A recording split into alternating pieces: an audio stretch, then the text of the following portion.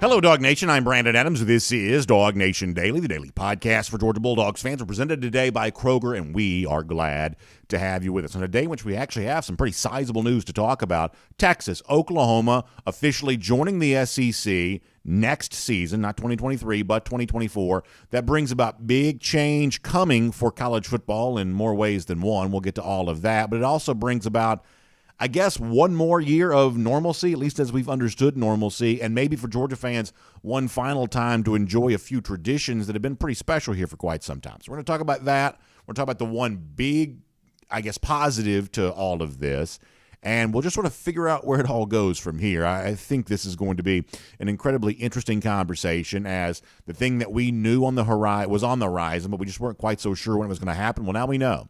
Texas, Oklahoma officially on their way to the SEC. I don't know that their arrival brings a ton of fanfare necessarily, but all of the change that it brings to the SEC, you better believe everyone is going to notice that, in line with a lot of other change to the sport there too. So all of that on the way today. Jeff Sentell to talk some UGA recruiting there too. The latest on Dylan Raiola going to factor prominently in all of that. So let's get it started. It is DawgNation Daily, the daily podcast for Georgia Bulldogs fans, presented today by Kroger, and it begins right now. Today's episode of DawgNation Daily is brought to you by Kroger, fresh for everyone. Presented by DawgNation.com. This is DawgNation Daily, the daily podcast for Georgia Bulldogs fans. Here's your host, Brandon Adams. Let us begin today by going back in time. A couple summers ago, I remember being in Hoover, Alabama for SEC Media Days, and I remember I was like driving home. It was one of those things where I'd just sort of driven over for one day, getting ready to drive back home, and I remember just kind of leaving out of Hoover, and as luck would have it, I ended up pulling over at the Buc-ee's there in Leeds. It was pouring down rain. Pulling over Buc-ee's there in Leeds because the Houston Chronicle story had just come out that Texas and Oklahoma, Brent Zwerneman had good reporting on this, that Texas and Oklahoma were joining the SEC. And, man, this was, as you remember, a huge, huge bombshell. I mean, this was a gigantic seismic shift into the way in which we'd sort of thought about college football when I was a kid. Texas, Oklahoma were in the Southwest, or actually Oklahoma's in the Big Eight. Texas was in the Southwest Conference. Now they're both coming to the SEC. This was far different than the sport any of us had grown up with, that any of us had understood. And it was a really seemingly big signal that the SEC was taking no prisoners in its attempt to what a lot of folks sort of viewed as taking over the sport, and made a lot of folks really mad. It's kind of created a little bit of bad blood seemingly between the SEC and the Big Ten that maybe possibly still exists here to this day. And, at the time, there were a lot of folks who were kind of like pointing a lot of fingers and arguing and criticizing the SEC for what they thought was kind of like bad faith behavior and all this kind of stuff, so much so that Greg Sankey had to step up and almost going to defend the league for what he said was a decision by Texas and Oklahoma to join the league, and not some sort of conspiracy by ESPN or some sort of power play by the SEC. As a way of sort of setting us up for where we need to go today, let's go back and hear what Sankey said about this a couple of summers ago. This is the SEC commissioner. Those two universities reached out to us, and things accelerated in the middle of media days with the Houston Chronicle report, and it was a pretty busy 10 days, but I'm excited about our future, but pretty clearly that was the two universities reaching out. So, in the CFP discussion, just to extend it, ESPN has done this. No, that's not accurate. This is two universities who were making decisions about their future and chose to reach out to the Southeastern Conference, and the result is a membership transition that's contemplated July 1st, 2025, around their completion of contractual commitments to their current league.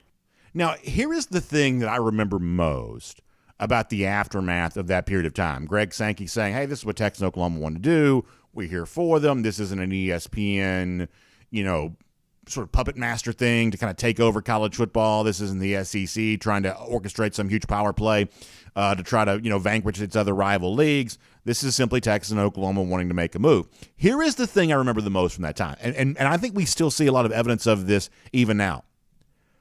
people just weren't that excited about it. I mean, listen, we are a very SEC-centric show. I'm probably, in the eyes of many, kind of an SEC homer. I don't really mind that. I care about the SEC far more deeply than I care about any other league. I'm just sort of always been kind of an SEC guy. My favorite brand of sports of all is SEC sports.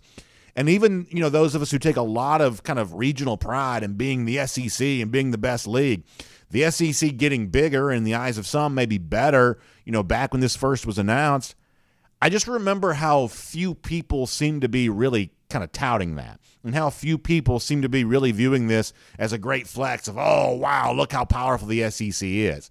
I remember there being at least a lot of wait-and-see attitude related to this, and some downright skepticism this was going to be better for football at all. And I remember some, very pro-SEC types wondering, well, if the SEC just squashes the other conferences, is there still a college sports to enjoy if the SEC is the only league that there is? That the whole idea of SEC pride requires another conference to compare yourself to, and if there are no more conferences, the SEC just lays waste to them all, then I'm not really quite so sure that's even college sports anymore. That there was some concern about that at the time. You may remember this. Well, now you fast forward a couple of years, because back then we knew they were coming. We just didn't really officially know when, because obviously they had kind of long-term contracts with their league, the Big 12. Well, now we know that the negotiations have been completed, the money's going to the right places, the TV networks have figured all this out, and now, as we found out yesterday, Texas and Oklahoma are now on their way to join the SEC next year for 2024. I let you hear Greg Sankey from when this first happened. Now I'll read to you the statement that he put out last night. The Southeastern Conference learned today of the decision by the Big 12 Conference to alter the membership exit date for the University of Oklahoma and the University of Texas. We're continuing our preparation for this membership transition, and we look forward to welcoming the conference's new members and moving into our future as a 16-team league. The presidents and chancellors of the SEC previously voted with unanimous approval to accept the app. Somehow Greg Sankey has a way of making everything sound like the most boring thing in the world, even something like this. But nonetheless, they've unanimously agreed to accept Oklahoma and Texas to join the conference July 1st, 2025, and have now authorized the conference to proceed with affiliating that take place on July 1st, 2024. So blah, blah, blah, blah, blah. Basically, the SEC is growing by 2 members for next year. Now, as I said before, there has never been a groundswell of excitement about this. I'm not even really quite so sure how excited Texas and Oklahoma are. I mean, their football coach at Oklahoma, when they first found out about this, tucked tail and ran to L.A., so clearly he wasn't excited about it. But beyond that, I just don't get the extent that the sense that necessarily anybody's all that excited about this. This is just sort of a thing that is happening, and like any other kind of reality in life, eventually just sort of make peace with it. I think people have sort of made peace with this here now. Before we're done with this conversation in a couple of minutes, I'm going to share with you what I think is the one overwhelmingly good thing about all of this. We'll get to that here coming up. But prior to that, let's talk about this from the perspective of a Georgia fan. What is the number one way the Texas-Oklahoma arrival next year impacts Georgia? I think it's this. One way or another, y'all better be ready. I, as a Georgia fan, better be ready. We better be ready to say goodbye to a good number of traditions. And listen, maybe eventually this will be viewed as change for the better. I'm not here to argue that it's change for the worse.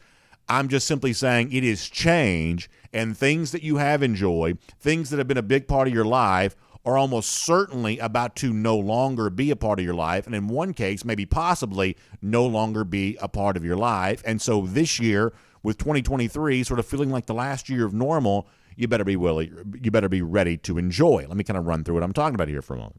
First of all, I've enjoyed the SEC East. One of the T-shirts that we've made around here, and I've enjoyed wearing, many of you have enjoyed wearing it, I love seeing it when you do, we kind of bring it back every year, is the Own the East T-shirt. I remember when we first made that prior to the 2017 season, the idea was, hey, if Georgia's going to be a great program, it needed to make the division belong to it. It needed to kind of, rubber stamp itself as the team that wins the SEC East each and every year. And for the most part, Georgia's done a really good job of doing that. And I also remember back in the time in the 90s when, at that point in time, Georgia had never won the division, and you saw teams like Tennessee and Florida kind of dominating the SEC East.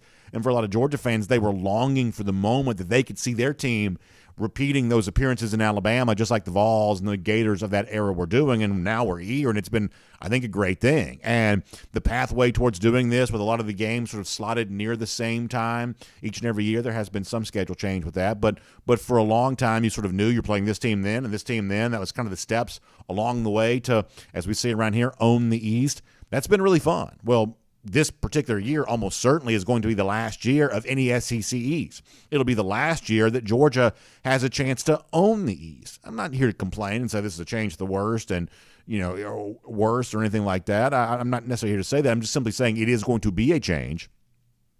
And so if Georgia hopefully can win this division one more time, there is a little something to the idea that it's the last time anyone will ever win the SEC East. That's one of those traditions that's been in our lives now for quite some time, and this is your last chance to enjoy that here in 2023. And then kind of along with that, one of the weird ironies of all this is that Georgia-Tennessee is one of those games that has sort of ebbed and flowed in terms of what it means for Georgia fans. Back in the 90s, this was a really big deal because Georgia wasn't beating Tennessee. Then Georgia started beating Tennessee a little bit more regularly, and then over the course of time, Tennessee, frankly, kind of became a little bit of a bad program. And for a long time, I think to the eyes of many, Georgia-Tennessee didn't mean anything at all. Well, here we are now in the 2022 season, the second of back-to-back national championships for Georgia. I think many UGA fans might rank the Tennessee game as the most significant moment of the season. That we've sort of lived long enough now for Georgia-Tennessee to matter a lot again, and it sort of feels like probably the biggest game that Georgia's slated to play, at least in the regular season for 2023. And yet the irony of the change that we're about to undertake with the SEC because of the likelihood that you're doing away with divisions, and we'll kind of get more to what the scheduling model might look like later on the show, but kind of moving to a lot fewer permanent opponents, there is a very strong likelihood that Georgia doesn't play Tennessee every year moving forward. And there's a very good chance that Georgia won't play Tennessee in 2024 now. So here we are in a situation where after a long time of these two teams playing with nothing at stake, last year the Dogs and the Vols played with a lot at stake. Tennessee came into the game ranked number 1. There is thought to probably be a lot at stake when these two teams play this year there as well. And then in 2024, they may not play at all. So that's another one of those traditions. If you're a Georgia fan, you better be ready to enjoy. You better be ready to kind of soak up the idea of beating Tennessee in a game that matters here this particular season, because you won't be doing that every year moving forward, at least the best guess based on what's likely with some of the scheduling stuff that could be coming on the way. More on that maybe a little bit later on the show. Then another tradition that I think you got to get ready to say goodbye to. I mean, in fact, I know this is a fact. This is one of those things you don't have to speculate about. This is also the last year of the old TV contract for the SEC. In other words, one of the reasons why the push was made to get Texas and Oklahoma into the SEC for 2024 is that's also the first year of the expanded playoff, but it's also the first year of the brand new SEC media rights deal that puts all the games on the ESPN family of networks. That means this year when you watch Georgia football or when you watch SEC football, this will be the last time you watch those games on CBS. And I have loved the CBS TV product. I think CBS does a really good job of making SEC football feel really big on its network. Obviously, I love the theme song, the da-da-da-da. We all kind of love that theme song.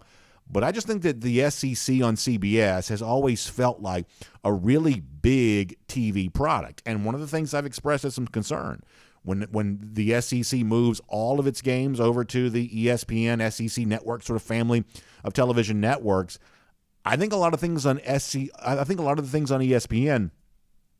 just have a tendency to feel a little smaller. I think a lot of the things on ESPN sort of feel very cable-ish in comparison to the over-the-air broadcast network like CBS. Even though those are kind of antiquated terms, there's just an element in which sports on ESPN just sort of feels small. You've got the scroll at the bottom of the screen showing scores for sports leagues I don't care about. You've got, all kinds of just junk all over the place. It just feels very cable-ish at times. And I think that's going to be a little bit of a concern for the SEC as it moves to ESPN. How do you make our games feel big? How do you make our games feel? Because by comparison, the Big Ten is going to have NBC, CBS, and Fox, 3 what I would call kind of broadcast networks. The ESPN situation has got to make sure it sort of feels as big and substantial as what the Big Ten product is going to look like. But either way, this year will be the final games for the SEC on CBS. I've enjoyed that network carrying my league's games, and I've enjoyed that theme song. I've enjoyed the idea that 3:30 on Saturday is about the biggest piece of real estate you can have from a sports on TV standpoint, and this is the year we'll say goodbye to that. That is a tradition that we got to get ready to say goodbye, because we know for a fact that one's coming to an end. Now, with all of that said, one final point here.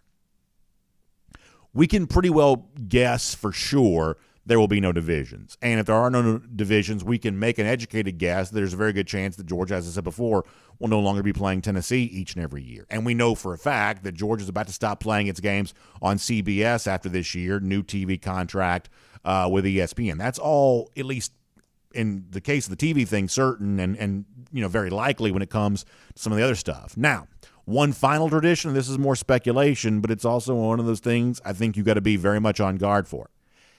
And this is a big one for me, and it's a big one for many of you as well. There is a very good chance this is the final cocktail party, that in October of 2023, Georgia plays Florida in Jacksonville for the final time. I don't know that to be a fact. Maybe I end up being wrong. I've certainly been wrong plenty. Maybe I'm wrong about this. But we saw the joint statement come out from both Georgia and Florida a year ago that they, very unusual for something like this to happen, that they were monitoring the situation there in Jacksonville. This is the final year of the contract. There are option years for 2024 and 2025. But given the nature of that joint statement a year ago, it certainly seems like both of the schools are more open to the notion that the cocktail party could be canceled than at any point in time in the past. With the contract coming to an end and the new SEC on ESPN TV contract taking place and the expanded league and the change in the schedule and all of that, this just may be one of those perfect storms that means, for those of us who've enjoyed, as the great Larry Munson would have said, St. Simon's and Jekyll Island and all those places where those dog people have those condominiums for 4 and 5 days, or whatever the great quote from Munson was on that. This may be the last year of it all. Because as you know, this is what Kirby Smart wants anyway. You don't need a reminder of this, but I'll give you the audio from Smart last year talking about why, from a recruiting standpoint, Georgia, Florida for him is such a hassle, such a headache, because it takes away an opportunity that he would have every other year to host recruits on campus. Smart has made it very clear his feelings, including last fall. One more time from Kirby on that. We're allowed to use tickets, but we can't host them. I mean, we can't do anything. So I never understand. What would we do with them? We can't legally see them. We can't talk to them. We can't host them. Can't visit with them. We can say there's a ticket at the gate. Enjoy the game. So that's really all we can do, and we'll do that. We'll have some kids go to the game. So listen, I have done everything in my power try to keep the cocktail party in place. Not that I have a ton of power when it comes to stuff like this, but I've obviously stated my preference. I like Georgia, Florida, and Jacksonville. Kirby Smart, though, is a very tough competitor when it comes to things like this because he's now won 2 straight national championships. And there is a certain mandate that comes with a coach that wins at the level that Kirby Smart has won. Those types of coaches typically sort of get their way. And Smart obviously wants the game out of Jacksonville, and his desire also coincides with a lot of other change coming to the SEC.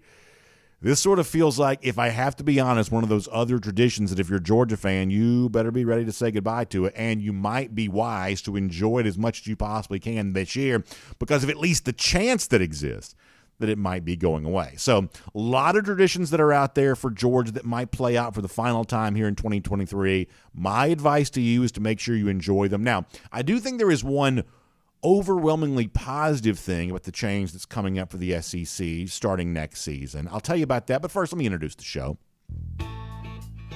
My name's Brandon Adams, and this is DawgNation Daily, the daily podcast for Georgia Bulldogs fans, presented today by Kroger, and glad to have you with us no matter how you get to us today, live on video, 10 a.m., Facebook, YouTube, Twitter, Twitch. Of course, we start even earlier than that, 9:45, 1st and 15, DawgNation.com, DawgNation app. Of course, Radio Noon, Athens Sports Radio 960 Ref, podcast wherever you find them, including the world-famous DawgNation.com. Just so happy to have you all across the various platforms and whatever it is you use to join us. We're just glad you get here one way or another. Obviously, big game coming up on Sunday, and our sponsor for today, Kroger, has got you covered on all of that. You can get winning snack and all kinds of savings on all your game day fixings, including kielbasa's, ribs, home chef chicken wings, and, of course, beer and wine for that big day. So check all that out at your local Kroger. In fact, to find out about all the great savings you can enjoy, check out Kroger.com/football for more on that. That is Kroger.com/football for a lot more on that. All right, we're going to do Jeff Sentell, talk some UGA recruiting with Jeff here coming up in just a few minutes. Also, one final update on the big giveaway from Kroger. We'll get to that here coming up in just a moment there, too. And I'm going to do Around the Doghouse on the subject of UGA recruiting here in a moment there as well. Let me, though, before I get to that, kind of finish the point that I was making a moment ago, because we know Texas and Oklahoma come to the SEC. We know it brings big change with it. All kinds of traditions that Georgia fans are getting ready to say goodbye to here for this year. And my advice is make sure you enjoy them. Georgia fans already got plenty to enjoy this season. Very strong possibility that Georgia goes for 3-23. That's fun in its own right. But doing so as kind of like the series finale of what is college football's old model, of the SEC's old model, I think makes that a little bit more fun, maybe makes that a little bit more special. So to keep you from thinking I'm just being overly negative, because I'm really not intending to be, I'm just talking about the factual reality that some things are ending. You better make sure you enjoy them if you've appreciated them in the past. Let me give you a positive. This is one very quick positive, I believe, for what the new era of SEC football is going to usher in with it. The one thing that we overwhelmingly hear from Georgia fans here right now for this season is they are very disappointed about the schedule. And in some cases, you've got like outsiders of the program, media types, opposing fans, things like that. How is Georgia playing such a soft schedule? You hear that a lot. That's what the 2023 schedule for Georgia is thought to be. It's kind of soft. Now, I retort to all of that is, well, part of the problem here is not that Georgia plays a soft schedule. Part of the problem is that there are so few teams capable of competing with Georgia that anybody that Georgia played would look like a soft opponent because they just won the national championship game 65-7. I don't know what to tell you in terms of finding somebody who can play Georgia close when so few teams have proven capable of doing that. But pushing that aside for a moment, it's not just opposing fans or media types who talk about the soft schedule for Georgia. It's also Georgia fans themselves who look at that home slate this year and they say, boy, I don't really see a marquee opponent there. Or they look at the road slate. You know, a lot of Georgia fans love taking that DawgNation invasion-style road trip every year, and this year you don't really have that opportunity either. You probably try to go to the Tennessee game, but you know, beyond that, you don't really have a lot of that on this year's schedule. To be frank, and this is no one's fault, the SEC made Georgia cancel its game with Oklahoma that was scheduled for this year. But to be frank, this is not a schedule commensurate with a national championship level team. The biggest team in the sport is not playing the biggest games in the sport this year, and that's a little bit of a letdown for Georgia fans who I think measure their life as a fan as much by the big games that Georgia plays in and wins as much as the championships that get stacked along the way. So this is the one overwhelmingly positive thing that's on its way when it comes to the brand new SEC scheduling model. I don't think you'll ever have to worry about this again. Now, I'll be honest with you. I don't know what expanded SEC schedule, if it does come, I don't know what that's going to do to some of Georgia's non-conference opponents. I really don't know. I think there's some intrigue to come in the future on that, and I won't openly speculate about too much of that today.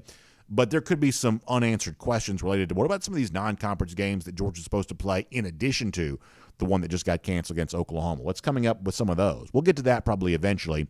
You could have some interesting chatter coming up about that. But in the near term, I don't think you'll ever have to worry about, Georgia's playing a bad schedule. Georgia doesn't have enough fun games. Georgia doesn't have any cool road trips. Georgia doesn't have any marquee home games. I really do think that the best thing with the expanded SEC is I think that's all likely to go away, because if you do go to a 9-game conference schedule, you play 3 permanent opponents every year, whoever those are, the other 6 conference games would be a situation where you'd basically be rotating through the entirety of the SEC every 2 years. And if a player arrived at Georgia, stayed for his full 4 years until his senior year, theoretically he'd play at every SEC stadium prior to leaving there at UGA. So for Georgia fans who sort of look at, you know, where's the LSU, where's the Alabama, where's the, I don't know, Texas A&M if you care about that, like where's the cool team that Georgia could be playing here this year? You may not see that on the 2023 schedule, but in 2024 and every year after that, you probably will see a lot more of those kinds of big games on the docket, and that may be the one overwhelmingly positive thing about all of this. So we'll have more thoughts on this coming up in a moment. For now, though, let's go around the doghouse, And I want to shift gears here. Obviously, UGA recruiting, a hot topic on our show every Friday because Jeff Sentell joins us. And speaking of Jeff recently got back from a trip to Arizona where he had a chance to hang out with five-star quarterback, really one of the big names to know for the class of 2024 for Georgia when it comes to Dylan Raiola. And I want to give you a little taste of this. Now, if you go back and watch, like say, before the Hedges presented by Kroger, you can see the full Raiola interview. But a little bit of a clip here of Jeff interacting with Raiola on the subject of his feelings about Georgia, on the timeline for a decision, what matters to him in all of this. Before we bring on Jeff to talk more about this, let's set the stage for this around the DawgHouse with Raiola in his own words. This from just last week, the five-star quarterback. Take a listen. I think just the relationships and, just really seeing every school and what they have to offer. For me, really coming down to relationships. You can show winning, you can show scheme, but you can't fake being who you are and who you are all the time. So just really getting to know the coaches at each school that I'm looking at, and really just trusting my family. How much will your first commitment experience shape your next one? I think that's big. I'm lucky I get a second chance at it. I just want to be patient and really see what every school has to offer, and just make the best decision for me. Georgia is obviously one of the schools you've thought about for some time. They were your first offer. Yep. How do you feel about them right now? Like, what has them in the mix? Yeah, I think you got to start with the leader, Coach Smart. What he does for his program, for his players, the development he has. It's really just you can't beat what he does. So I think that's all really interesting. The one word that I find the most interesting about what Raiola says there is that for him, relationships are going to matter. Now, as I said last Friday, we're going to try to make this sort of a Todd Monken-free show today, but it is important for me to know that a guy like Raiola seemingly is growing closer to Georgia over the course of the last few months at a time in which Monken's future has gotten more uncertain at Georgia over the course of that same time. That if you're a Georgia fan, I think you should take some comfort in this because there are obviously a lot of Georgia fans who've openly expressed their concern if Monken were to leave. And I get where you're coming from on that. I think that Todd Monken's been a great offensive coordinator for Georgia to the tune of 2 straight national championships. But in terms of, Monken's uncertain status being a distraction, it doesn't appear to be a distraction for Dylan Raiola, that ought to matter to you. And in terms of the relationships that Raiola has with Georgia seemingly being strong, even with the uncertainty about Monken, once again, I think you take some comfort in that, especially with Raiola mentioning Smart by name. Smart's this defensive-minded head coach, and in the eyes of some, the kind of guy that maybe by perception doesn't relate with the five-star quarterback because different side of the ball and whatever else. I think you hear a lot there from Dylan Raiola that shows you just frankly how untrue all of that is. And so I'll be honest with you. I have no idea what Dylan Raiola is going to do. I think that this is one of those recruitments that I probably expect to take some twists and turns along the way. But I do take his words there pretty seriously, and I would say that it's really an invitation to you to go watch the full interview and sort of see what you can learn and kind of glean about his process here right now. Pretty interesting stuff. We'll make that around the DawgHouse. Now, let me give you one quick final warning before we bring on Jeff Sentell. Today is the last day to register for your chance to win the DawgNation Cruise giveaway, courtesy of our friends at Kroger. You know the story. April 24th through the 28th, we're on Independence of the Seas with our friends at Royal Caribbean, going to Nassau in the Bahamas, Perfect Day, Coco Cay, that wonderful private island. It's going to be a great experience. Well, you've heard me talk about this, and our friends at Kroger had heard about this there as well, and they were like, BA, we want to be in on this. We actually want to give away a DawgNation cruise because they obviously love their relationship with all of you and they love your loyalty to them. So they want to say thank you for this by giving away. Now, here's what their Kroger cruise giveaway looks like. It's a stateroom for up to 2 people, a hotel room in Port Canaveral the night before the DawgNation cruise. So one of the things that I always recommend is, hey, make sure you're there kind of that night before, get settled in, be ready to go on that. Well, Kroger's going to give you that hotel room in Port Canaveral the night before the cruise, so you're set up, you're ready to go. Gas card to help you get to Port Canaveral, onboard credit for you to enjoy while you're on board Independence of the Seas. And the registration period for this ends today. And this is not one of those things of, BA, can you get me in? I missed it. Y'all, I can't do this. This is like the legal team. So the registration ends today on this. So here's what you got to do. Go to DawgNation.com. Click in right there. Easy to find. Top of the page. Click in for your chance to win. and then simply tell us your most memorable moment from the 2022 season. Share that with us. We'll take all of our entrants. We'll draw one at random. That's going to be the winner, and we'll announce it on a future episode of our program, all courtesy of our friends at Kroger. Do you have any questions about that? Hopefully not. That is online for you at DawgNation.com. All right, with all that said, a lot to talk about when it comes to UGA recruiting, including admittedly a story this week that I don't really believe I understood. So we'll get to all of that here coming up. It is Jeff Sentell on DawgNation Daily presented by Kroger. Let's talk to him right now. From Athens and across the SEC or wherever the recruiting trail may lead, here's a DawgNation.com insider. All right, a lot to talk to Jeff Sentell about. I'm also a little late getting to Jeff, so I apologize for that. Jeff, let me begin. We played a clip a moment ago of five-star quarterback Dylan Raiola, and I'll be honest with you, I really don't know how the Raiola recruitment's going to end. I'm obviously, very, clued in to see where it all goes from here. But the one thing I do find to be interesting right now is at a time in which the Todd Monken situation at Georgia has never been less certain than it is here at this particular moment. That doesn't, to my eye, seem to be impacting Raiola very much. And if I'm a Georgia fan, I'd probably take some comfort in that one way or another, a five-star quarterback doesn't seem to be, and you may correct me if I'm wrong on this, but does not seem to be hinging his decision on what Todd Monken does one way or another. What do you make about that the Raiola relationship is growing with Georgia seemingly at a time in which the Monken relationship with Georgia is becoming less certain? Yeah, Brandon, good morning. Hello, everybody. I think the Raiola story is, here's just what's happened. Like, Georgia, Buster Faulkner, it's no secret, used to handle a lot of the recruiting for Todd Monken, especially with the guys not in the current class. A lot of the day-to-day, Monken was busy designing one of the greatest college football offenses of all time, or at least the last 10 years, for a national champion. And more of the day-to-day was handled by Buster. Well, I guess it was like 3 or 4 months ago, those duties were kind of shifted over to Mike Bobo.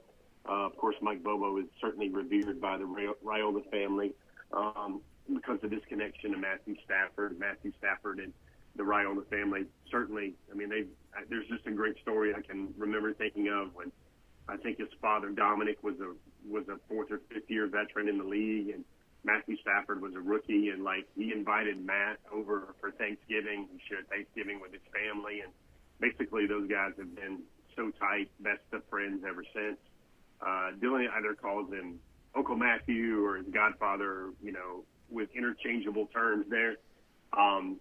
I think he's going to watch. Everybody's going to watch and see what is happening with Monken because they think, obviously, Monken is one of the best in the game at what he does.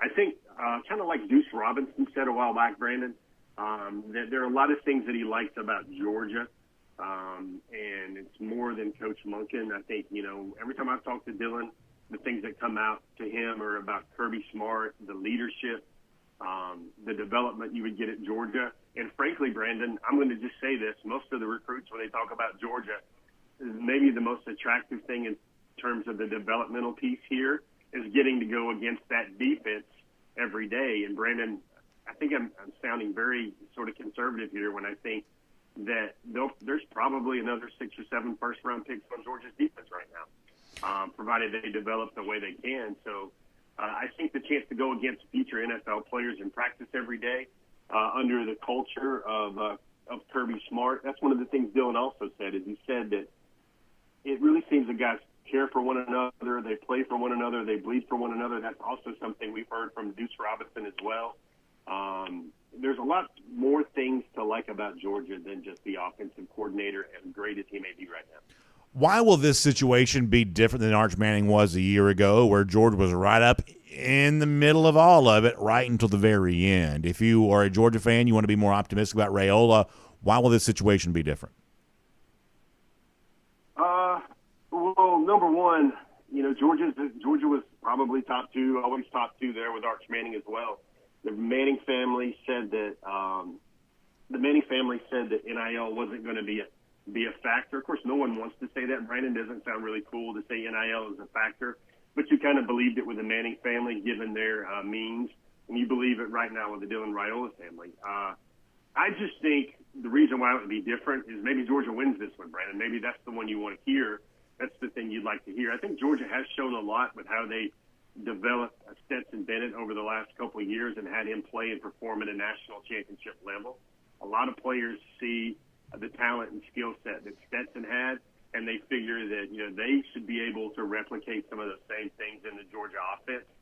I think the thing that's going to happen here for Dylan is he's going to take some visits.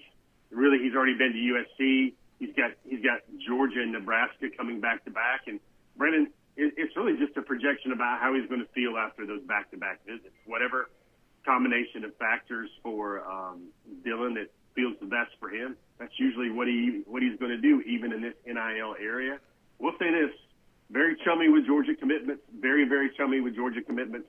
They're certainly talking about being potential roommates and things like that. And one of the things Dylan Raiola and his camp is really aware of, Brandon, is the thought of playing against Georgia in big college football games, regardless of whether or not they choose Georgia.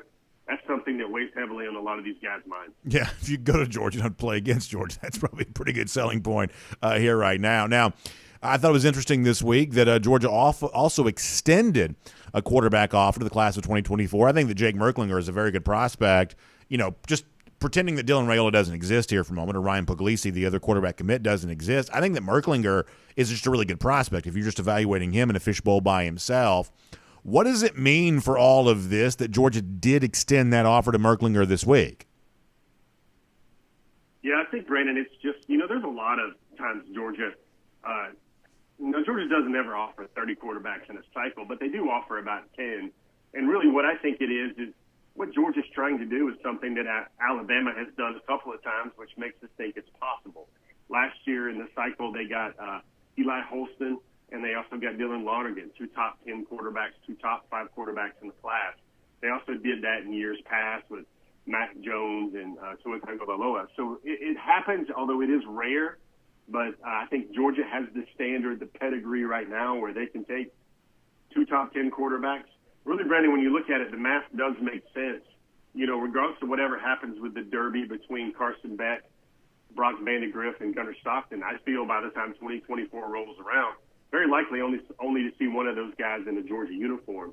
And the other thing to factor there is Georgia didn't take anybody in 2023. So really the recipe is there where Georgia has to take at least 2 quarterbacks in the 2023 class. And most would speculate, maybe it would even be amateur speculation, that let's say Georgia, the fact that Georgia ideally signing both Dylan Raiola and Ryan Puglisi, top 5 quarterbacks, going to be pretty hard to do. So what you do is you kind of fortify and build the relationship for plan Bs for both of those slots, or alternate understudy apprentices for both of those slots.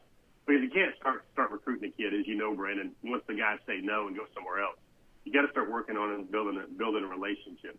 I saw Jake Merklinger this past year play for Calvary they were very outmatched against a loaded Cedar Grove team.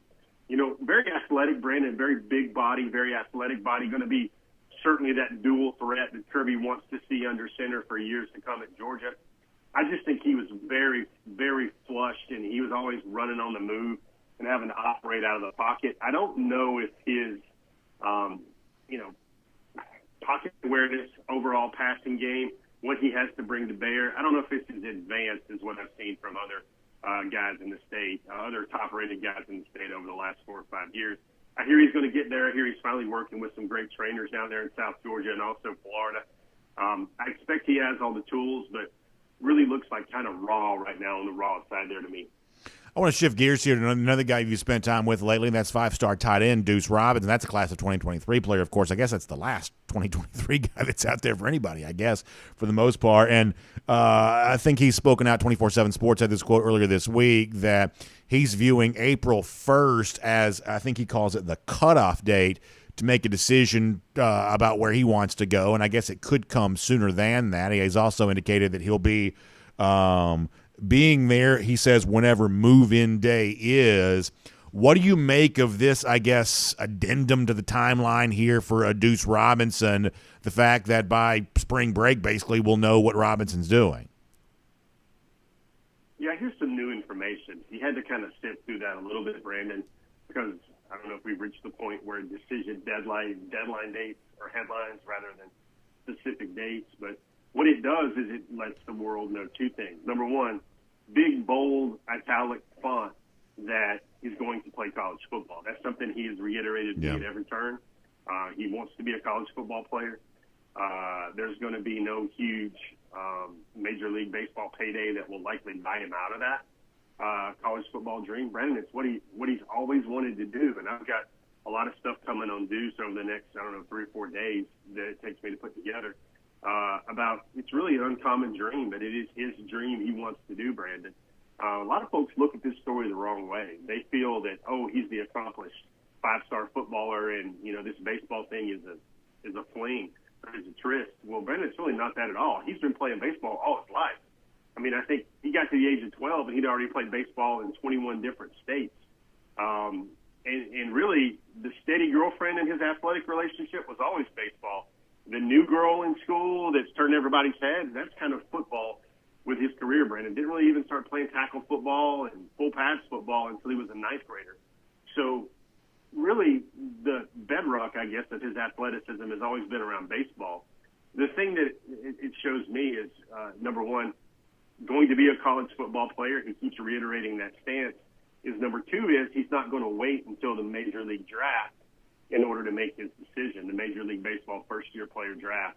A really tiny morsel of what I've learned, and I've got a lot of Deuce's thoughts on baseball, thoughts from others about Deuce's thoughts as a baseball player. Brendan, he has very easy power, maybe some of the best power in this draft class. That batting practice power that shows up and everybody breaks out the tape measure. His skills power-wise with the bat are as good as anybody in the class. The thing is, just nobody's really tried this before. And the other thing you got to think about with Deuce in baseball is you have so many guys that are just more developed. They have a greater skill set. They have everything going on with they've just been seen a lot more and developed a lot more. And that's the thing with Deuce, folks. I had a scout tell me, Brandon, if he was purely a baseball player with no strings attached with football, he's probably at least a top 100 prospect, if not more, in baseball.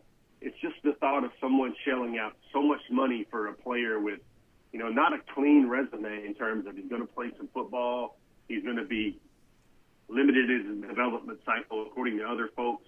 That's just going to be very hard for somebody to say, hey, here's $3 million and we want you to just play center field for us for the next 10 years. I think that sort of thing, the dual aspect, the duality of what he's trying to do is actually going to prolong or increase the chances that he plays college football. Yeah, I think that, whether he goes to Georgia or to go to USC, I think being somewhere by say May 31st, June 1st, when, freshmen typically move in, I just think he's making the right decision. Jeff, I based on what I've read, certainly what you're reporting makes a lot of sense, is that he's a good baseball player, right? He's a real baseball player. If not a first rounder, he's at least on the radar for Baseball America and some of these publications like that. But if you try to show up on a college campus, especially Georgia, not USC, I don't know, who even knows, kind of how things work out west. But at Georgia, if you tried to show up well after May 31st, June 1st, whatever the move-in date actually ends up being, and try to have a productive freshman year, I just think you're going to end up being really frustrated. To me, it would end up feeling like a lost year. And so from that standpoint, nobody's asked for my opinion, but I'll give it anyway. If you want to be a football player, being in play somewhere by the beginning of the summer so that you can kind of go through that process and get acclimated, that is putting him in the position to have, I would say, a more productive freshman year, whether he goes to Georgia, whether he goes to USC, or whether he goes anywhere else there as well.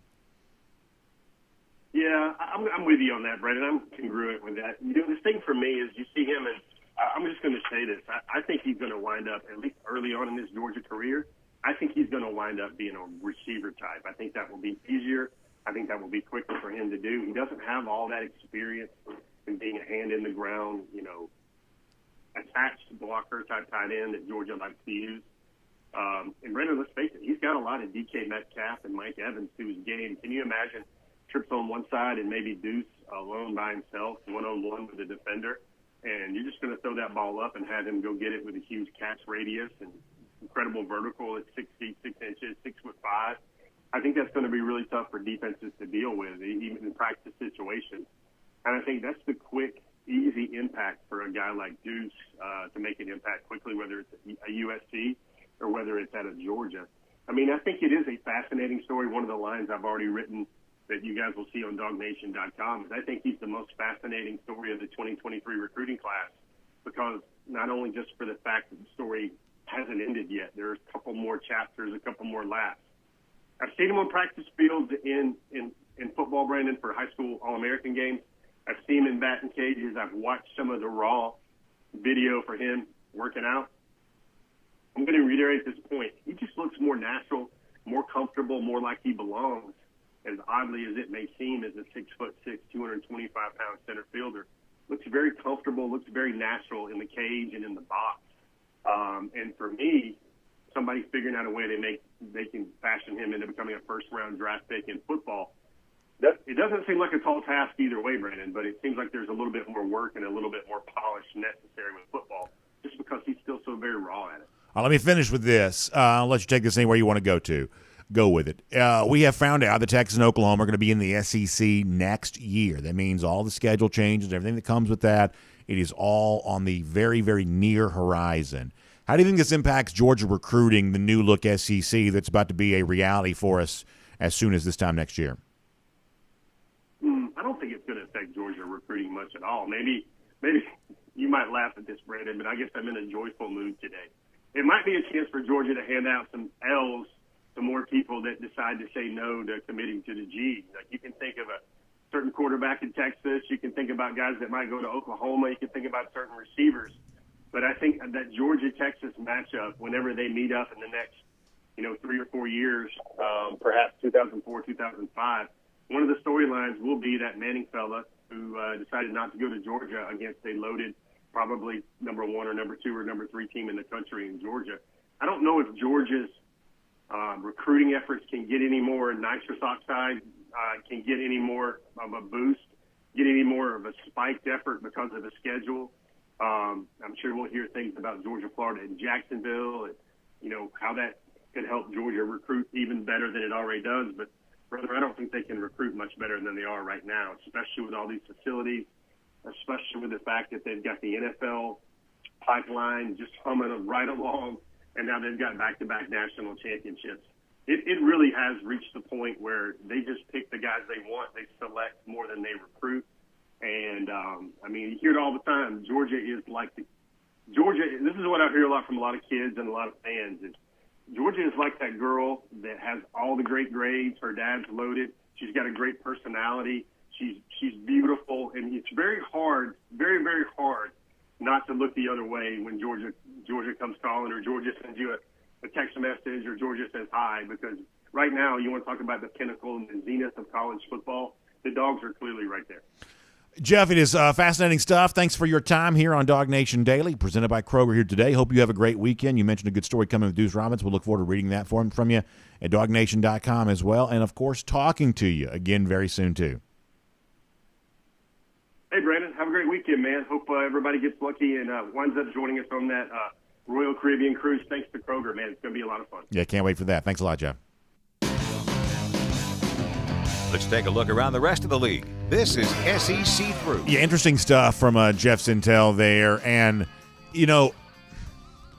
I think that the one thing that's going to impact, I think, Georgia recruiting the most from the changes that come, they're just going to be, as we said before, more opportunities for more big games. If Kirby's argument that, hey, Georgia recruiting benefits from big games at home, if that's true, and if that's a reason to move the cocktail party, as Smart would say that it is, then imagine all of the opportunities to have a spotlight on your program that you're going to have in future years. More games against LSU, more regular season games against Alabama, something that seems to be a rarity.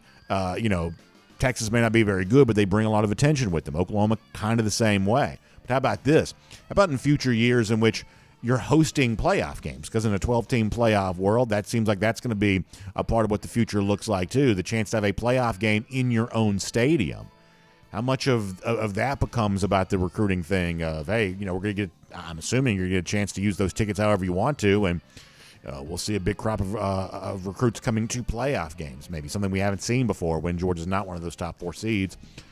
when it's hosting one of those games. That could be an interesting thing for the future, too. We'll talk more about this here coming up in a moment, but as Jeff said, we got a big one coming up April 24th on the DawgNation Cruise, and we're cruising around the SEC right now, courtesy of Royal Caribbean, and your chance may be still out there to join us on that DawgNation Cruise. Reach out to Jessica Slater, 770-718-9147.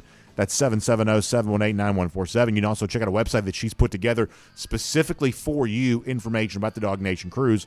It's royaldogs.com. You can go there to find out more about that, royaldogs.com, to find out more about that. But it's not just the DawgNation Cruise coming up in April. We've got a cruise coming up, my family, here in just a few days now, and we're really excited about that 7-day getaway. Get a chance to really unplug. I just love the idea of that. You know, there's different kinds of cruise itineraries. There's the shorter, kind of the 3-day deal. I'm going to take my mom on a 3-night cruise coming up later on this summer. There's the 4-night cruise that we're taking with all of you here, a part of DawgNation.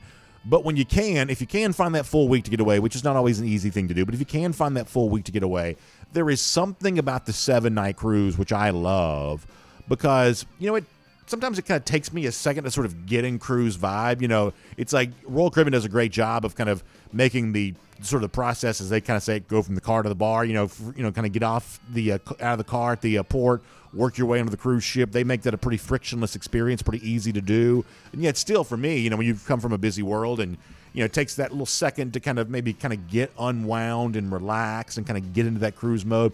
That's why I love having those 7 nights to enjoy on board a great Royal Caribbean cruise ship, because it kind of allows you to sort of ease into that cruise experience by about, you know, day 2 or whatever. Or maybe for some of you from the very get-go, but you're kind of in that sort of cruise mode at that point in time. It's just sort of a great experience. So I'm obviously excited about my cruise. I'd love to have you be ready to be excited about one there too. So check out Jessica Slater online. She can tell you everything you need to know about Royal Caribbean to get you ready to go on all of that. All right, let's talk about SEC scheduling changes now that we know that Texas and Oklahoma are on their way into the league. The overwhelming likelihood is, I would say, the SEC is on its way to adopting a 9-game conference schedule. Some of this, like everything else is about money and the fact that the SEC is going to attempt to negotiate with ESPN for more money, because the SEC contract was signed with ESPN prior to the addition of Texas and Oklahoma. So that was based on the current SEC schedule and the current crop of SEC teams. Now there is more value to the SEC product, and so they're going to try to negotiate with ESPN for more money. My guess is they probably get that, and in doing so, they'll move to a 9-game conference schedule. It's important to note that not every team in the SEC, though, has been thought to be in favor of this move, and if you really think about it, you could probably guess some of the teams that are kind of not. You know, the most outspoken team reportedly last summer about the move to a 9-game conference schedule was Kentucky. If you think about this, you know, Kentucky has been able to play 8 conference games, 4 non-conference games for a while. And those 4 non-conference games for the Wildcats in more years than not, and this is not being snarky, this is just objectively true. Those 4 non-conference games have provided an opportunity for Kentucky more years than not to become bowl eligible. The same thing's probably true for Vanderbilt, although they're bowl eligible a lot less frequently. Certainly in Missouri. That if you're not a very good team, the fewer SEC games you play, the better you have a chance of going to bowls and sort of having a record that doesn't look embarrassing. You have benefited from only 8 conference games. Well, in the move to a 9-game conference slate, a lot of teams like the Kentuckys, the Vanderbilts, the Missouris, the whoever's, a lot of those kinds of teams are going to find their life much more difficult. And for the most part, a team like Kentucky, with the most outspoken critic of moving to the 9-game conference schedule. Ultimately, they're going to be trampled over on this, but this is one of the reasons why the SEC did not announce this a year ago, is because they didn't have unanimous agreement that the 9-game conference slate was the right thing to do. I'll give you a comparison with another league here for a moment. You see examples of this in the Big Ten there as well, where a team like Wisconsin has been in the Big Ten West. Now, if you know anything about the Big Ten, you know the Big Ten East with Michigan and Ohio State and Penn State, far deeper as a division what the Big Ten West has been. Wisconsin has added a lot of wins to its resume year after year because of the fact that it's been playing in the Big Ten West. And it's also, I think, at times allowed them to kind of go on the cheap. They have historically paid coaches a lot less than other programs have. They've lost some coaches because of that lack of financial commitment. But, You see what they have done in response to the change on the way to the Big Ten, where they are also likely to do without divisions in the future. They go out and get a Luke Fickell from Wisconsin as a head coach. I should say from Cincinnati as a head coach there at Wisconsin. Go out and get a big offensive coordinator out of North Carolina there too. They go out and spend big on a coaching staff because they know in the future their schedule is likely to get much more difficult, and this is their response to it. They're going to spend big, bring in a coaching staff so they can be ready for the tough schedule that's on its way. SEC teams are going to be in a similar boat. They're going to have some response to the notion of they're about to have a lot few guaranteed wins on their schedule than they used to have. Now, with that said, if this change does happen next year, you'll see an immediate impact on the Georgia schedule, and a lot of this kind of relates to its non-conference opponents. Our buddy Mike Griffith has had some reporting on this at DawgNation.com about one of those non-conference games having to go away if a ninth conference game is added. Let me read this to you from him at DawgNation. He says Georgia's already got 4 non-conference games scheduled for the 2024 season, and it would likely have to drop either Tennessee Tech on September 7th, UMass on November 23rd, should that league add that ninth conference game. A source, I guess, has told Mike Griffith that the Bulldogs are inclined not to drop the neutral site opening game, which next season's against Clemson on August 31st, obviously the season-ending game against Georgia Tech either. So one of those, kind of weak sort of, we call them bye games, the ones where you kind of buy the opponent, Tennessee Tech or whatever, that Georgia would likely drop that as a way of adding a ninth conference game, which makes obviously a lot of sense. I've also said earlier in the program that I do have some questions about what the future of the non-conference schedule for Georgia is going to look like. Georgia's got a lot of very big marquee non-conference, in some cases home and homes, in some cases like this situation in Clemson, sort of the neutral site deal. There are a lot of these on tap for the future.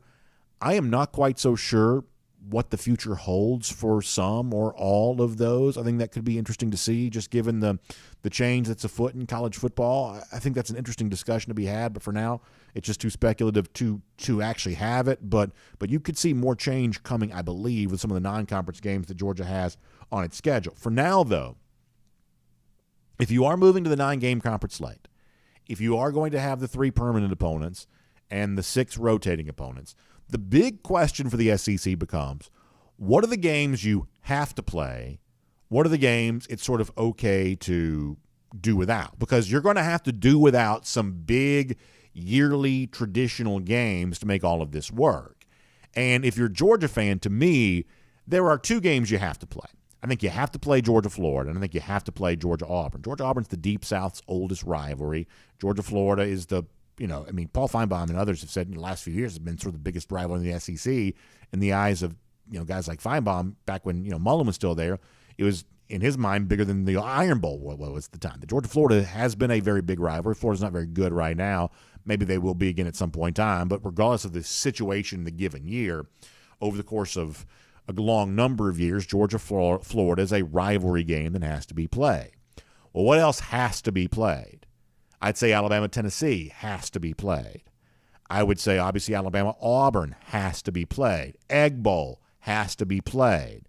Texas-Oklahoma coming into the league playing each other, that has to happen every year. Texas playing Texas A&M. They haven't done it a good number of years, but you don't put these 2 teams in the same league and then not play each and every year. Texas and Texas A&M have to play every year. But along the way towards doing that, if you're going to say, okay, we're going to have 9 conference games. We want to rotate the opponents more frequently, but we have a small handful of games that have to be played. What do you do without? What no longer gets played on a yearly basis? Well, I think some big-time games would have to be no longer played on a yearly basis. We said earlier, it seems likely to me, because I would say that Georgia's 3rd permanent opponent, for a number of reasons, might more likely be South Carolina than Tennessee, that Georgia-Tennessee might not be played every year anymore going forward. Alabama-LSU, it's been one of the biggest games in the SEC now for a good number of years. Just given the overall math of how you divide all this up, I think there's a very good chance that Alabama and LSU doesn't get played every year moving forward. It's going to be a brave new world, a very interesting new horizon on the way. And it is not obvious right now exactly all this works out, but you better be ready for a lot of change because it is coming with the SEC. We'll make that cruising around the SEC, courtesy of – I knew a sneeze was coming, and I was Trying my best to play defense against it, but there was no doing that. That is Cruise Around the SEC, courtesy of Royal Caribbean. Now, no matter how much some things change around college football, here's one thing that doesn't change. That is on the weekend, as we get ready to head into a fun weekend, we love doing that in style with our friends at the Finish Long Drink. In fact, if you're getting ready for the big game on Sunday, watching that with family and friends, obviously we think a great beverage that goes great with your football experience is our friends at the Finish Long Drink. Go to thelongdrink.com. You can put in your zip code and find out where you can pick some up today. And we've also had nice weather here around the state of Georgia over the course of the last few days. A lot of folks kind of sneaking back out to golf courses again for maybe the first time in a little while. And that is what we'll also celebrate today with our big finish, courtesy of the Finish Long Drink. It's kind of a blast in the past. Our buddy Seth Rhodes sent this to us back in August. He says, enjoying a Finish Long Drink while I also work on my short game. And you love to see that, the long drink can there. That's the Long Drink Zero, no carbs, no sugar that Seth's enjoying, working on that figure, obviously, as he works in the short game. But good stuff. Great to see him enjoying himself, and a lot of folks also back on some golf courses this week because, as I said, especially here in the Atlanta area where I am, weather's been pretty good this week, if not for a little bit of rain. Expected to be cold on Sunday, but last few days have been pretty good. So if you've been out and about, hopefully you've been taking the Finish Long Drink with you as you've been going. Of course, you can find out more about them online, thelongdrink.com. The 4 different Finish Long Drink varieties: the cranberry, the traditional blue can, grapefruit flavor, citrus gin kick to go along with that. As Seth was enjoying there, the Long Drink Zero, no carbs, no sugar. Of course, the Long Drink Strong, 8.5% alcohol by volume. Lots of great options for you. You can find them out, about all of them, there at thelongdrink.com. And you can even find out where you can pick some up today. So hopefully you enjoy that for the big game or whatever you have going on here this weekend. And as we get ready to say goodbye to you, good handful of golden shoes. Let's run through a few of these here right now. We'll probably run out of music, but no problem there on that. Go ahead and give us the first one here. Golden shoe on a Friday. The official Ross sent this to us. We're talking about Deuce Robinson earlier. He says, I think based on the last interview with Jeff Sentell, this about sums up the Deuce Robinson recruiting thing to perfection. It's the famous meme of the guy looking at the one girl as opposed to his actual girlfriend. Deuce looking at football now instead of baseball. That appears to be the case. The official Ross, I believe, is correct about that, and we'll give him a golden shoe for a very funny meme there. Pretty well done. Speaking of funny memes, our great guy out in our audience, his name is James Lawson. He sends this to us. He says, breaking footage reveals how the U.S. shot down the Chinese spy balloon. What you see is Dare Smith Jr. getting up in the air and blocking that thing, much like he would have the field goal for Ohio State if it wasn't quite so errant. So very funny there. I also tags Darius in that too. So good job by our buddy James Lawson on that. Jermaine King sends this to me. It's going to take a second to explain.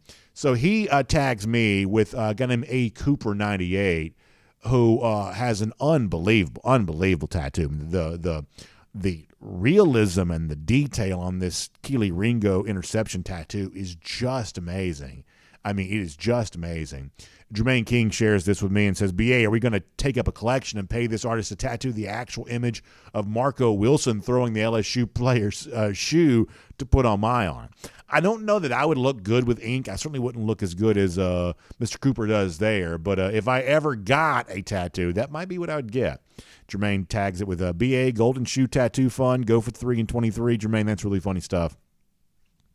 Certainly well deserving of a golden shoe for you today. That is great. How about our next one here for a moment? Georgia on Tap shares this. Evil Coach Yeah shares it. This is sort of like the share inception. Bleacher Report makes the image. It's Harry Dog holding up Brutus the Buckeye, much like Jalen Carter held up Jaden Daniels. Fake Coach Yeah shared that. Georgia on Tap shared it with me. Pretty funny. Anytime we see the Buckeyes getting dragged around by the Dogs, we enjoy that around here, so I appreciate everyone involved in getting that to our attention. That is very well done. Golden shoe there. Then one final golden shoe to give out for today. Tim Grubb shares this. He says, it's been 0 years for the Dogs since they've won a national championship. Hashtag go for 3 and 23. Hashtag golden shoe. And he shares a graphic here of a number of years since various schools have won national championships. At one point in time, we know that Georgia would have been on there. But now, nothing to worry about. Dogs, if anything, have a long drought they're creating for everybody else because Georgia's stacking these national championships lately, including going for 2 in 22. Tim, good stuff for you. Golden shoe for you indeed. And by the way, speaking of the lousy, stinking Gators, The cocktail party may come to an end, but Georgia's dominance in this rivalry is not coming to an end anytime soon. In fact, 260 days from right now, they're going to beat up on Florida again, we believe. That is our Gatorade Countdown. Y'all enjoy the big game on Sunday. Have fun, and we will see you back here Monday. DawgNation Daily, presented by Kroger. We'll look forward to talking to you then. And on video, time now for the R.S. Andrews Cool Down. R.S. Andrews, the one you turn to for your air conditioning, heating, plumbing, electric needs. They will show up on time. They'll do the work that's promised, the price that's promised. You can trust R.S. Andrews on all of that. I told you our buddy Dari, I believe, is at the Super Bowl this weekend, including going to the Waste Management Phoenix Open there as well. So we are jealous of him, and in honor of him, we'll do a cool down here, courtesy of R.S. Andrews. All right, so I'm going to get some comments. We're going to probably roll out of here a little bit early. I don't know. We'll see how it goes. So whatever you want to talk about, we'll do that. Let's see what's been going on. Timon says, has this been discussed? I don't know. But Nebraska thinks that UGA is losing interest in Dylan Raiola. Anyone know if this is true just because we offered in-state four-star? Yes, so I think that the whole Merklinger thing, you kind of heard Jeff on this a moment ago, it sounds like there could be a little bit of a misinterpretation of this. This is one of those guys, when you have a quarterback of this caliber in your state, you probably need to offer him. I mean, I would say that schools like Tennessee and Clemson are pretty heavy in on Merklinger right now. That's a pretty big-time dude, and you don't want to be a school that maybe didn't offer Merklinger. So I don't get the indication that Georgia is losing interest in Dylan Raiola at all. I mean, I don't mind telling you, we made a little bit of a thing about the Merklinger thing this week. It certainly got my attention that Georgia offered a 2024 quarterback, just given how deep they are down the road with Raiola. I won't pretend that I didn't notice the Merklinger offer, and I won't pretend that I didn't, I guess, read into it a little bit. But I think that smart people would probably say, hey, be careful not to read into it too much. So I believe that Nebraska is probably still a factor in the Raiola recruitment. I do. I believe that Georgia is also a pretty big factor too.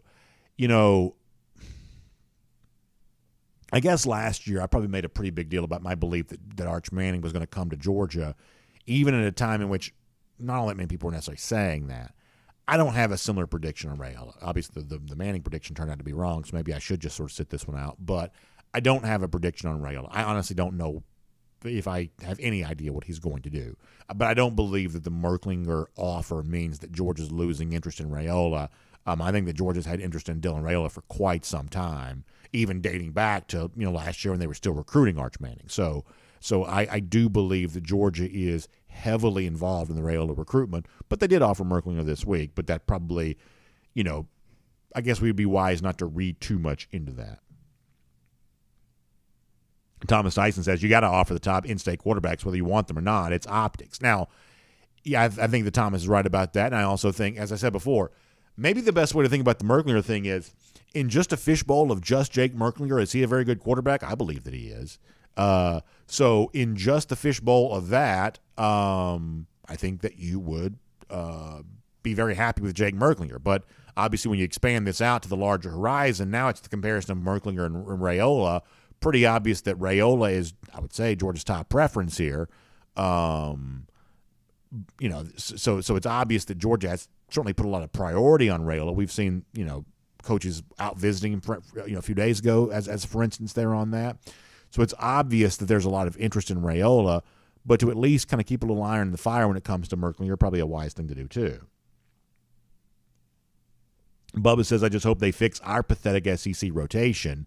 I don't know if he means the current schedule or not, but I think that, if you're a Georgia fan, you want more big games. I think this is the one thing that conference expansion is going to provide. Now, there may be a lot about conference expansion that ends up not being quite as good for some of us, but the one thing that's going to be mostly viewed as a positive across the board is there are just going to be more big games seemingly played more frequently.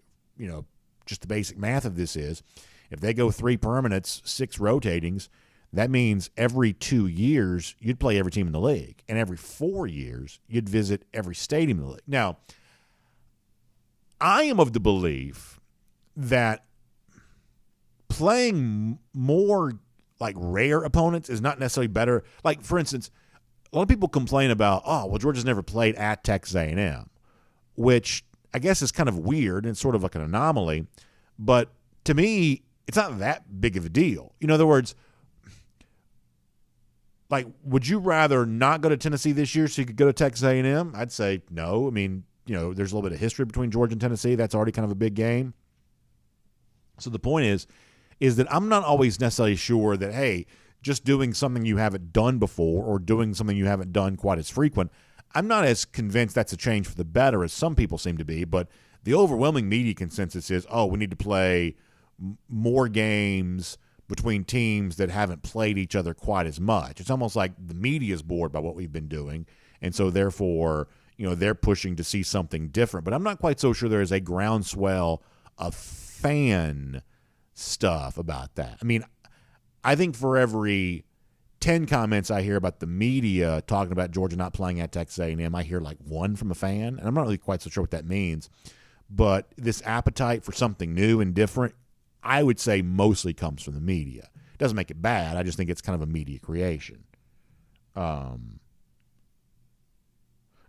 Lawn Care, good to see him here today, says, oh, he's been on his Royal Caribbean cruise. So he says, he's kind of in the same boat as me. He says, when I got back yesterday, I thought we wouldn't have an OC. He's, I guess I'll take it. See, I'm a little bit worried about the opposite thing. I got my cruise coming up. I'm leaving a week from today to go on my cruise. And I'm really, I said this yesterday to be a little bit self-serving. I'm really frustrated because I'm fairly certain that the resolution to the whole Monken thing is going to come while I'm gone, which makes me really mad. Now, listen. Yeah, well, Michael Carvel, our producer, says Raiola is going to commit. I don't know about that, but maybe so. I mean, given my luck, that may be how it all plays out. But it sort of seems like the timeline for the Monken thing is just sort of destined to occur while I'm gone. I'm still going radio silent. We're going to work really hard next few days to get a great collection of shows in the can. They won't mention Monken probably at all because we won't know what the Monken situation is. When the Monken news breaks out, somebody from DawgNation, Mike or Connor, whoever else, they'll go live. So we'll have it covered, but I obviously would like to cover it myself, and I'm really frustrated that I won't be able to. We picked this week because it's the time in which it seems the least likely that something big is going to happen, and yet, lo and behold, the Monken thing almost certainly is going to happen while I'm gone. That is just my luck. Let's see what else.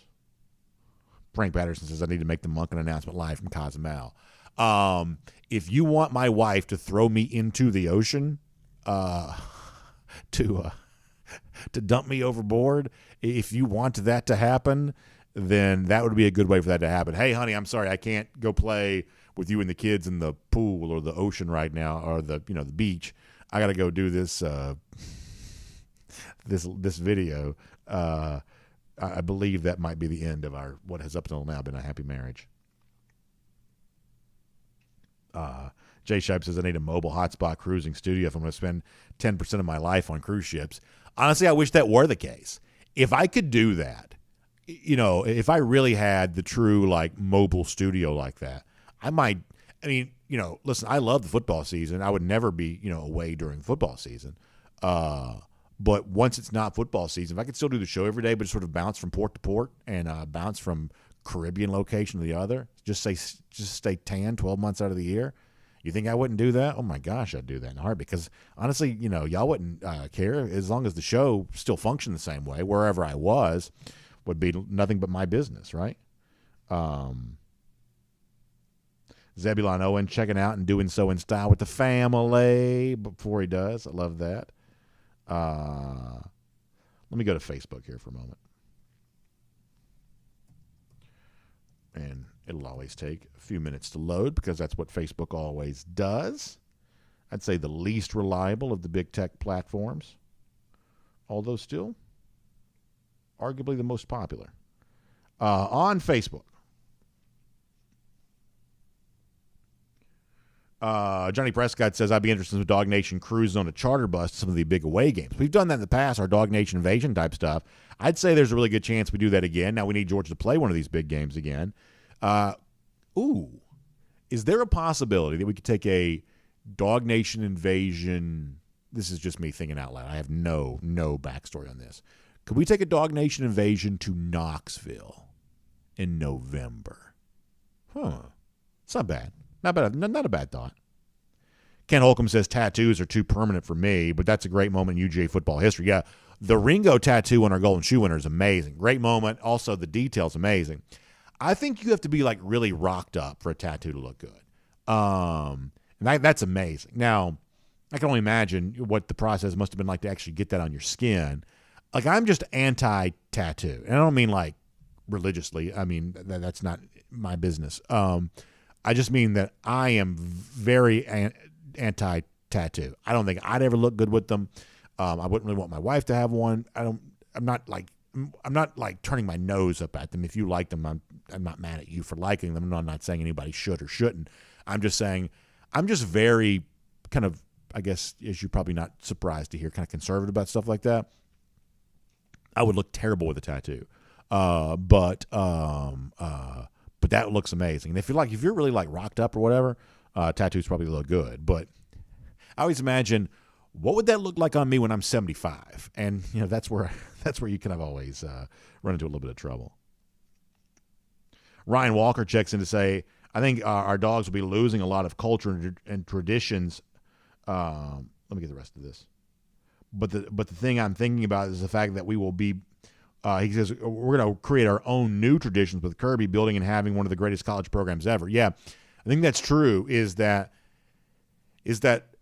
Georgia being at the top of the sport kind of comes at a good time given the changeover that's about to happen, because a lot of new stuff's about to start mattering, and this is stuff that'll be cool to us 20 and 30 years from now. I think that Ryan's bringing up a pretty good point here, is that we may, kind of miss some of the stuff that goes away. And frankly, I am a big believer that when you think about the fabric that holds college football together, it's traditions. Traditions serve a purpose.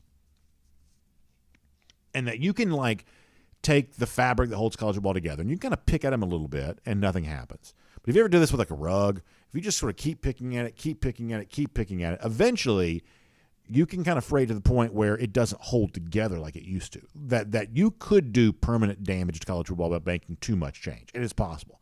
I'm not saying that's what this is, but it is possible that you could do that. But ultimately, I think Ryan is probably right that ushering in this sort of new era will be an opportunity to create new traditions. And, traditions take time to create. So if you want to fast forward 20, 30, even 40 years from now, some of the stuff that we're about to create will probably grow to mean something to us. The same way that when I was a kid, there was no SEC championship, and now the SEC championship means a lot to me. Some of this new stuff will probably eventually be the same way. Alan Verbanch. There's not a chance in the world I'm reading that. Let's see what else. Ken Holcomb, the subject of Neyland Stadium looking rickety. The weird thing about Neyland, I don't think this translates on television, but when you're in the stadium, you can look around and see every change they've made to it, thing they've added to it, way in which they've modernized it. You can sort of look around and see all of it. And that doesn't show up on TV necessarily, but you're like, oh, this part's newer than that part. That's the oldest part. I mean, it looks very kind of thrown together when you're there in person. Jeff Ingram says Georgia permanent opponents, Florida, Auburn, South Carolina, and Texas. I think they're probably going to have 3 permanent opponents, but you're going to probably get to see more of Georgia, Texas. And listen, that's going to probably be a pretty big game.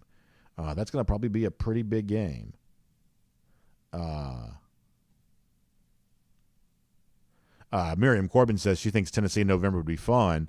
She's going to probably need to bring ponchos and helmets, though. Yeah, there's no telling what those folks will be throwing up there. Let's see what else. Charles Wright also mentioning Nashville. Yeah, that's the other thing. It's like in a weird way, this is another one of those things that you're going to have to say goodbye to, is the fact there are a lot of Georgia fans that love going to Nashville every other year. Like when we were there in 2019, oh my gosh, they were – when I tell you that when Georgia played in Nashville in 2019, was it 2019 they did this? Yeah. There were significantly more Georgia fans than there were Vanderbilt fans. Like everybody was talking about, they took over the stadium. they took over the entire stadium. There were significantly more Georgia fans than there were Vanderbilt fans. In fact, it was difficult to even find out where the Vanderbilt fans were from where I was sitting in the press box. And obviously Broadway the night before, which is what it's really all about, it was just wall to wall. So the fact that, you may only be going to Nashville now once every 4 years, for a lot of Georgia fans, is going to be disappointing to them. But this is a kind of a different subject, but I'll also say this. If they build that new stadium in Nashville the way they're talking about, that's going to be a factor in some stuff. A roof, retractable roof stadium in Nashville, that's going to be a factor for a bunch of stuff. Obviously it'll be a factor to host a national championship game. Could they compete with Atlanta for the SEC championship? I got to think it might, right? And there are a lot of Georgia fans that want it to. Even though the SEC championship is on 20 minutes from your house, there are a lot of Georgia fans that would be like, hey, let's go play this thing in Nashville. I think anyway. John Paul Williams says, I'd rather keep Tennessee on the schedule than South Carolina. I think most of us up in North Georgia feel that way. I think that's probably true on a number of fronts. I think if you put this to a vote, I think the average Georgia fan would vote Tennessee over South Carolina. And geographically speaking, I know that's the case.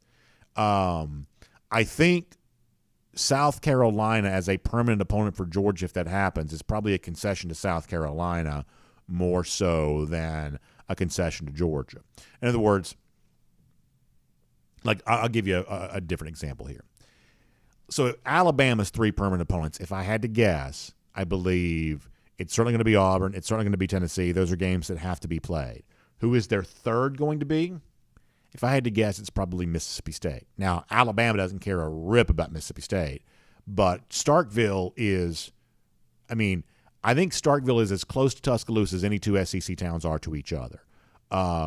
So Mississippi State views Alabama as a pretty big deal, whereas Alabama doesn't probably care that Mississippi State exists at all. And so of the 3 permanent opponents you have, 2 of them may be meaningful to you, maybe one of them is meaningful to you, but you may be meaningful to somebody else, and that may be how you get that. If I had to guess, that might be the case.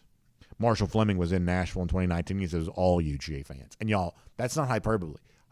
That's always a hard word for me. Hyperbole. That's not hyperbole. It was all UGA fans, the entire stadium, for sure. All right, let me go DawgNation.com. DT says, I don't want to give up Tech each year. I understand a lot of Georgia fans feel that way. This is one of those traditions that I don't have as much of a strong feeling about one way or another. If Georgia still plays Georgia Tech every year, I'm sort of fine with that. If they didn't play it every year, I would at least understand why they might not, because here's the question you might have to answer. Moving forward in the future, if you've only got 3 non-conference games, you may have to choose between, say, Tech and playing Florida State or Clemson, or one of these days like Ohio State or Michigan in the regular season. In other words, you can play Tech every year, or you can rotate and play some of the big non-region games, kind of big non-conference games. You can play, some of those things, but I don't know that you're going to have room to do it all anymore. And you may have to make that choice sometime in the future. And in a day and age in which Oklahoma no longer plays Oklahoma State, Bedlam, I would say, is a bigger rivalry than Georgia Tech is. In a day and age in which that's no longer true, I think that Georgia Tech certainly can't be guaranteed to last forever. I just don't think it can. There's a part of me that wonders this, too. I sort of wonder, Georgia's got a series scheduled with Ohio State sometime in the future. I wonder if that series is going to be played. Here's what I wonder. I wonder in the future if an ESPN network team is going to play a Fox network team in a home-and-home situation. Because if ESPN is paying the SEC all this money and the SEC goes and plays at a Big Ten team, well, that's an SEC game that the ESPN doesn't get to televise. And you sort of wonder if they're going to nudge the SEC teams in the direction of not doing that because they don't want to lose that inventory. Now, the ACC rivalries that the SEC teams already have, that doesn't matter because the ACC is locked up with ESPN for as long as anyone can see into the future. So no issue with playing ACC opponents, but SEC playing Big Ten opponents, that might be an issue. Is the Big 12 still going to be on Fox? That might be an issue. Or if Pac-12 games are on Amazon, which we've heard is a possibility, that might be an issue. You sort of wonder how much ESPN is going to try to influence SEC teams in the future not to play non-conference games against non-ESPN entities, in other conferences. Bob Zamblin says the expanded playoff should get 3 or 4 SEC teams in the playoff every year. Dogs could be an annual college football playoff fixture. And, Bob, that might be the biggest deal of all. That for now, obviously, you think Georgia's going to be in the playoff every year in a 4-team playoff. But moving forward into a 12-team playoff world, it really could be the case where Georgia is essentially in the playoff every single year, at least, many, many years in the future. And that would be a very, very nice thing to have at your disposal, because you think about years in which Georgia was, maybe just on the outside looking into the 4-team, but could have made some noise in the 12-team. I would certainly say that was 2018 that was the case. Maybe even in 2019 that was the case, although I don't know how good that team really was. 2020 even, by the end of the year, Georgia was playing a pretty good brand of football, kind of once, you kind of got towards the end of the season. They beat Cincinnati bowl game, for instance. That some of these teams that we sort of think of as disappointments because of the fact they didn't make a 4-team playoff, the way in which we view teams like that in the future may change. If one of those teams goes in the playoff as a 5, 6, 7, or an 8 seed and wins a game, all of a sudden that changes the way you feel about the entire season. This has been true in basketball for a while, where, if you make it into the tournament, you give yourself a chance. You can get to a Sweet 16. You can win a couple of games, get hot at the right time. Some years Georgia football may be just the overwhelming best team like it was this year. In other cases, it might not. But if it makes the playoff, then it has a chance to do anything. Randy Hall says a DawgNation chartered bus trip to B&A. So Randy's in the aviation world. He's using airport codes. I don't know what B&A stands for, but I'm sure it's fun. Is that Nashville? Maybe that's what I don't know. What airport code is B&A? I don't know what that is.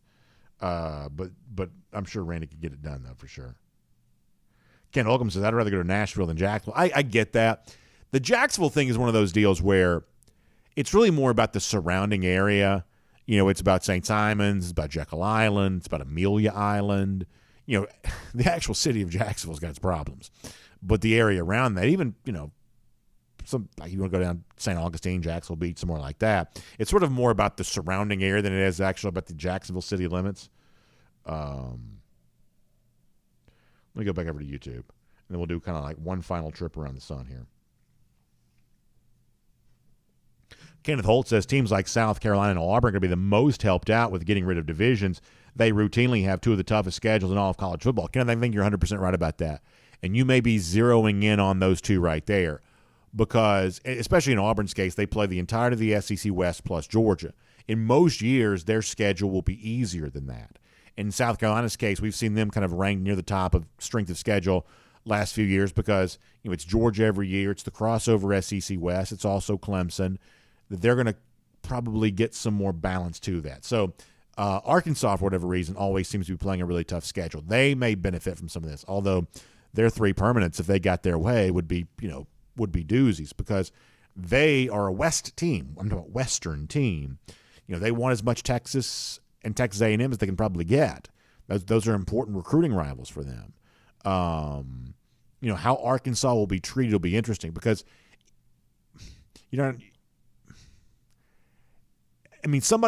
if you put all those West teams together, somebody's going to have, if you do the 3 permanent opponents, somebody's going to get a doozy. Somebody's going to get a really pretty tough trio there. And so I think Arkansas wants to play the westernmost teams because it just gives them a chance to play games that matter. Arkansas has had a hard time cultivating rivalries in the SEC because it's so dadgum far away from everything. They like the presence of more Western teams, I'm guessing, into the SEC because of that.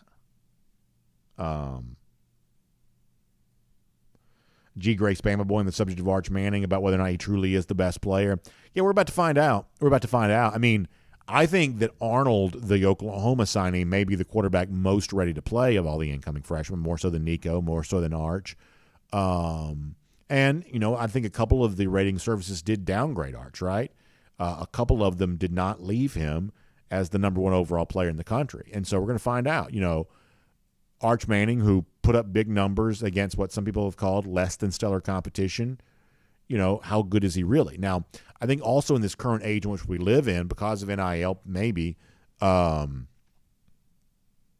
of these top quarterbacks like Arch Manning, they might be a little bit content to go without playing a little longer than previous quarterbacks would have been in the past. If things go according to plan, Quinn Ewers is still a Texas starter here this year, so I don't know how much we learn about Arch this particular year, whereas in the past you may feel like, oh, gosh, if we got this quarterback, we've got to play him. But now if he's getting NIL money, which I don't know what he is and isn't getting, but if he is, Nico Imaleva over at Tennessee may be the same way. The thought may be, well, if you're paying me, you can play me or not, but I'm still getting my money. So we may see quarterbacks and the teams that have those quarterbacks be a little bit more patient in the future in an NIL world. If I had to guess, that might be the case. Crow King says Jackson Arnold's a stud. Nico, Arnold, and Moore are the most ready guys. Arch is a huge upside, though, not just he's just not a play day one type guy. Yeah, the Dante Moore thing is weird to me. I mean, I think that Dante's probably a really good player. I don't know why he went to UCLA. I don't really understand that. But he seemingly really liked Chip Kelly, and I don't know that I get that. But maybe I just don't know that situation well enough.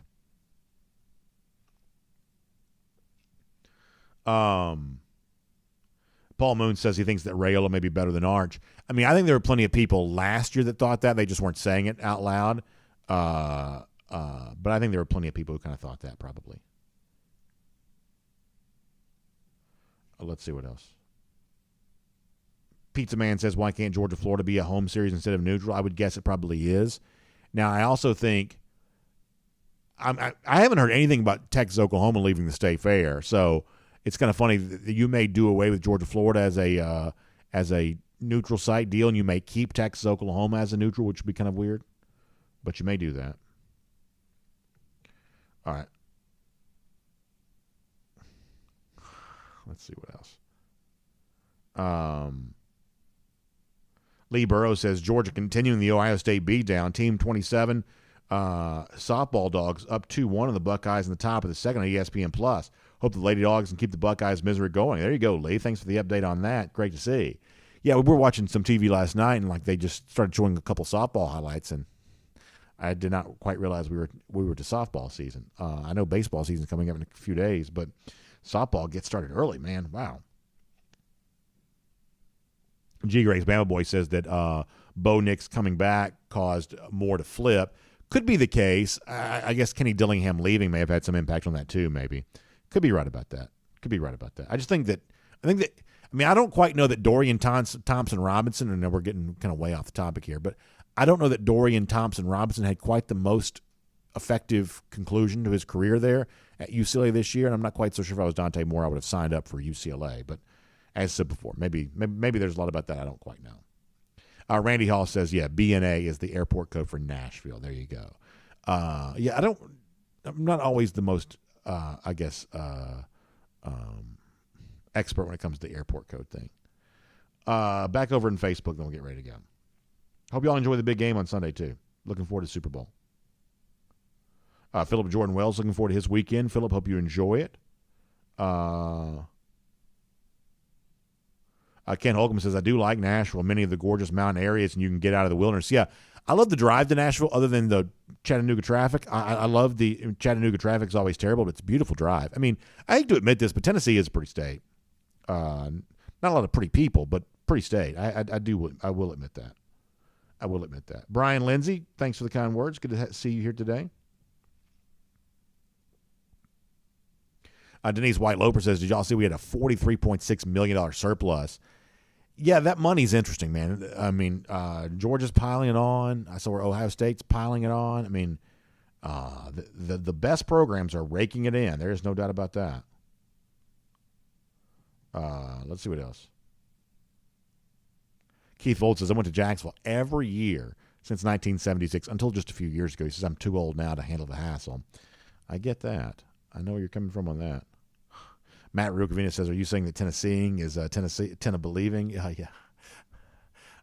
I don't mind the state. I think the Tennessee River's pretty. That mountain area, kind of driving, sort of just past Chattanooga, that's pretty. They got some pretty scenery.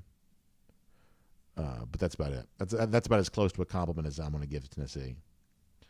George Dickel, I guess, not too bad either. Let's see what else. Final comments.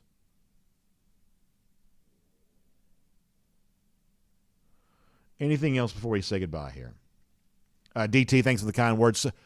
So next week we're going to be live Monday, Tuesday, Wednesday, Thursday. I mean, I'd love to think some way or another the Monken thing concludes prior to that. I sort of guess it's probably not going to. It'll be pre-recorded a week from today, Friday, and then the following week after that. But we're going to work really hard, make these really, really good shows. We'll just ignore the Monken thing completely. But we've had a lot of stuff we've been saving up for what I think is hopefully going to be a good collection of shows. So we're going to do that. And then when we come back, it'll be almost time to start thinking about spring practice. So that's going to be really fun. But, yeah, thank you. I am certainly looking forward to it. West GA Dog fan also, and this is on brand for a West Georgia guy, but Juju Lewis, that is a big one. He says the 2026 Texas-Georgia game could be Arch Manning against Juju Lewis. That's really funny, West GA. I like the thought of that. And I'm telling you, I think that Juju's going to be as big a prospect as any we've talked about, probably. As big as anybody, for sure. All right. John Paul Williams, I'll finish with this. He says, we think it's going to be a 14 pod and one permanent opponent. So yeah, at one point in time, the notion of pods is being discussed, but that is not the prevailing wisdom of what the SEC scheduling model is going to probably be. Instead of using a word like pod, it's going to be more like 3 permanent opponents. A pod would mean, hey, how I perform against the teams in my sort of subdivision matters, whereas your permanent opponents would count equally to your conference record as anything else. And so eventually it's going to be the teams with the 2 best records that make the SEC championship, which I got to tell you, to me, one of the biggest problems with that's going to be if you try to follow the Pac-12 and the Big 12 this year, it's just confusing. And maybe I'm just dumb, but trying to figure out even late in the season who were the teams most likely to play in the Big 12 title game, it was hard to do. There was a lot of variables to be considered. The Pac-12 was a little simpler, but you still had to say, well, if this team beats that team and that team beats that team, you still had a lot of variables. And the SEC, my guess is there'll be a lot of those too. So, you may have conference races SEC championship spot races that go much deeper into the season, but determining who's who and who's going to win may be a little bit more complicated. But the point is it's not likely to be in kind of pod situation. It's likely to be 3 permanent opponents with a 9-game conference slate, and the 2 teams with the overall best record will play in the championship game. That's, I think, what the prevailing wisdom is right now, although none of that is official and none of that is final.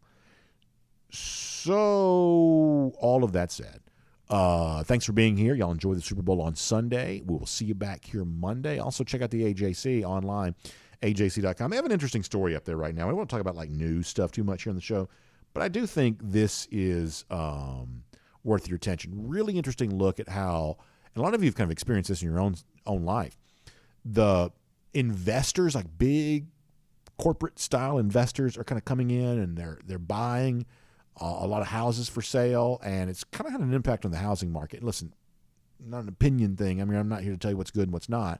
I'm just simply telling you it is an interesting story, and the AJC has covered that. You can read more about that online at ajc.com.